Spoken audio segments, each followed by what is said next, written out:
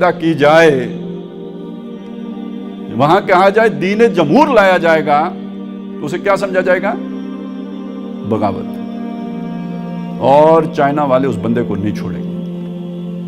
America ने कुछ कोशिशें की थी ना वहां पे, तो जो बागी थे उनका क्या असर किया चाइना वालों ने। अच्छा, इसी को अब जरा दूसरी तरफ से देख लें। सऊदी अरब में ये कोशिश की जाए कि दीनुल्लाह लाया जाए तो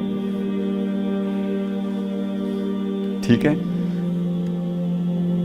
अमेरिका में दीनुल्लाह की कोशिश की जाए या प्रेसिडियम यानी कम्युनिस्ट मॉडल की कोशिश की जाए तो एक बात समझ लीजिए, एक मुल्क में मजहब कई हो सकते हैं।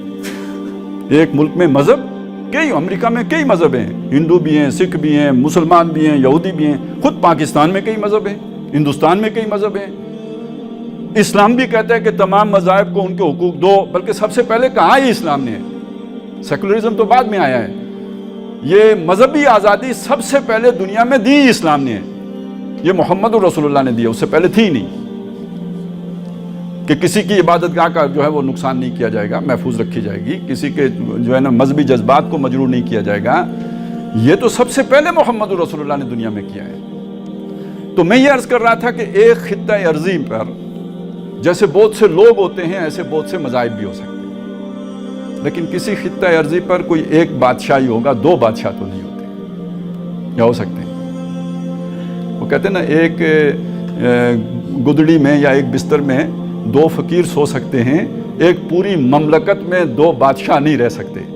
ये हो नहीं सकता कि दो बादशाह रहें। तो इसी पर क्यास करते हुए समझ लीजिए, एक मुल्क के अंदर दो दीन नहीं हो सकते। या वहां दीन जमहूर होगा, या दीनुल मलिक होगा, या दीन कम्युनिस्ट होगा, वन पार्टी डिक्टेटरशिप, या दीनुल्लाह होगा। ये एक जगह पे चार दीन नहीं जमा, चार तो चार, दो दीन भी नहीं जमा हो सकते। उनके सवाल ही नहीं पैदा होता कि एक जगह पे दो दीन हो जाए। अगर ये बात हमें समझ में आ गई है तो अब हमें समझना होगा कि जिस मुल्क में हम रहते हैं वहां दीनुल्लाह गालिब है या दीन जमहूर गालिब है, क्योंकि दो तो नहीं हो सकते। अगर दीन जमहूर गालिब है तो फिर समझ लीजिए दीनुल्लाह नहीं है। जहां से मैंने बात शुरू की थी वहां तो शायद आपको मुझे इत्तेफाक यहां तक आया, और जहां आके मैंने नतीजा निकाला तो अब आप सोच में पड़ गए होंगे, यार ये मैंने क्या बात की है। लेकिन सच तो यही है, ये हजम करने में आपको देर लगेगी। हकीकत यही है, एक मुल्क में दो दीन नहीं हो सकते। और अगर हमारे मुल्क में अल्लाह का दीन नहीं है तो इसका मतलब ये, कोई दूसरा दीन है तो इसका मतलब अल्लाह का दीन नहीं है।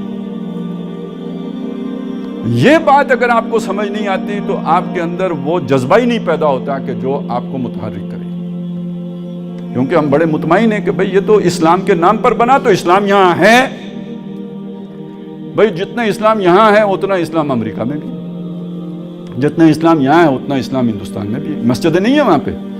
वो जो मैंने शुरू किया था कि भाई इकामत दीन का मतलब ये, उतनी इकामत दीन हिंदुस्तान में नहीं हो सकती। मदरसे नहीं बनाए जा सकते, नमाजें नहीं पढ़ी जा सकती, कुरान नहीं सिखाया जा सकता, सब किया जा सकता है। तो जब सब किया जा सकता है तो फिर इसका मतलब है, अगर इकामत दीन का मतलब वही है तो इकामत दीन वहां भी हो रही है, बल्कि हो चुका। दीन कायम है बाबा, फिर और काम कौन सा कायम करना? कायम तो है ना, मदरसा कायम है तो दीन कायम है, मस्जिद कायम है तो दीन कायम है, मैं मुसलमान हूं तो दीन कायम है। अब और कैसे कायम करना है?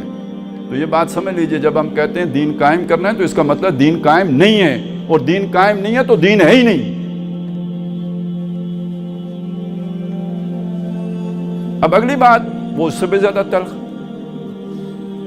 दीन कायम नहीं है तो वहां पे क्या है?